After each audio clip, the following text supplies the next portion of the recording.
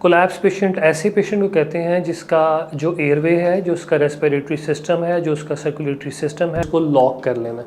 जब आपकी fingers lock हो जाएंगी, लॉक होने के बाद आपने इस जगह पे अपने हाथों को रख के और 5 मिनट्स की कंप्रेशन आपने पेशेंट को देनी है। जैसे मैंने आपको बताया कि आपने 30 कंप्रेशंस के बाद 2 बार उसको सांस देना है। अस्सलाम वालेकुम। हमने नोटिस किया है कि 92% व्यूज़ हमारे पास ऐसे लोगों की तरफ से आते हैं जिन्होंने हमारे चैनल को सब्सक्राइब नहीं किया। तो आज हम मरहम की तरफ से आपके पास रिक्वेस्ट करने आए हैं कि आप हमारे चैनल को सब्सक्राइब करें ताकि हम और इन्फॉर्मेटिव कंटेंट और अच्छे डॉक्टर्स अपने प्लेटफॉर्म पर ला सकें। Thank you. बिस्मिल्लाहिर्रहमानिर्रहीम जी, आज एक बहुत इंपॉर्टेंट टॉपिक के ऊपर आपसे बात करेंगे। कार्डियोपल्मोनरी रिससिटेशन एक ऐसी चीज़ है, CPR, जो हर इंडिविजुअल को आनी चाहिए। और ये कब करते हैं, किस कंडीशन में करते हैं और इसके क्या पैरामीटर्स होते हैं, उसके बारे में आपको आगाह करेंगे।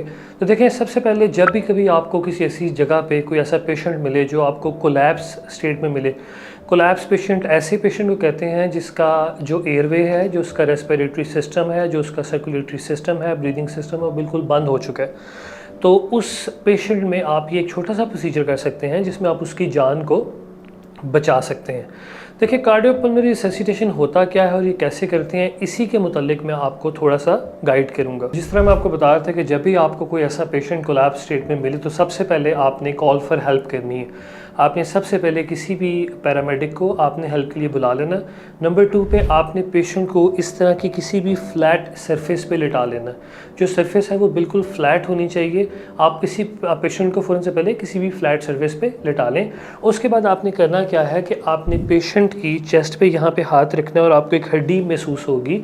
जिस जगह पे ये हड्डी ख़त्म होती है उसके लोअर बॉर्डर के ऊपर आपने अपना राइट हैंड और उसके ऊपर अपना लेफ़्ट हैंड रख के यूँ अपनी फिंगर्स को लॉक कर लेना।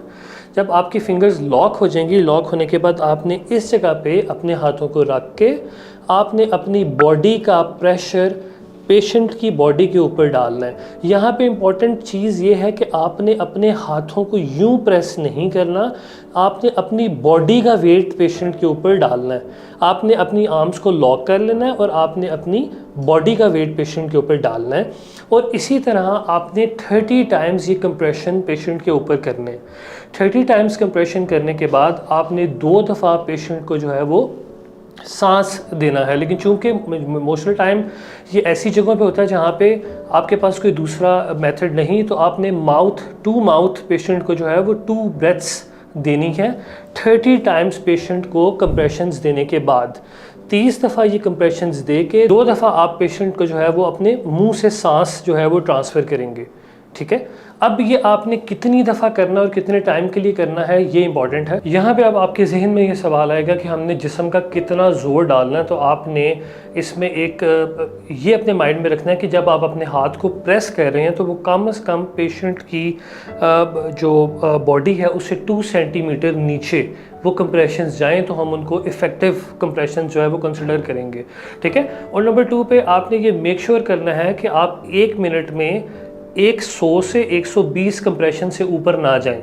ठीक है, इससे ऊपर अगर आप करते हैं तो ये CPR बिल्कुल इनवैलिड है। तो 100 to 120 कंप्रेशंस पर मिनट से ऊपर आपने नहीं जाना और 5 मिनट्स की कंप्रेशन आपने पेशेंट को देनी है। जैसे मैंने आपको बताया कि आपने 30 कंप्रेशंस के बाद 2 बार उसको सांस देना है माउथ टू माउथ, या अगर आपके पास कोई कपड़ा है, कोई फीमेल किसी मेल का कह रही है तो वो कोई कपड़ा रख के भी कर सकती है।